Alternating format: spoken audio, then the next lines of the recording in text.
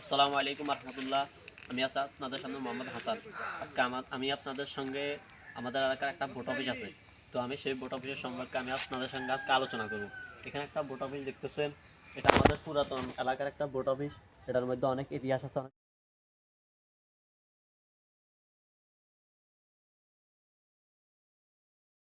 Office এটা অনেক ভয়ঙ্কর একটা জায়গা। আসলে এটা অনেক পুরাতন হয়ে গেছে, প্রায় ৬০-৭০ বছরে এই ভোট অফিসের বয়স চলতেছে। আরো যত সম্ভব আমার জানার মতো ১০০ বছরের মতন এই ভোট অফিসের বয়স হবে। অনেক ভয়ঙ্কর, এখানে অনেক সাপ আছে, অনেক খারাপ জিনিসপত্র আছে। আসলে এগুলা ঢুকতে অনেক ভয় লাগে। তো আমি যেগুলো আজকে ঢুকে যাই, আমি আজকে আপনাদের সঙ্গে সেগুলো নিয়ে কিছু কথা শেয়ার করবো।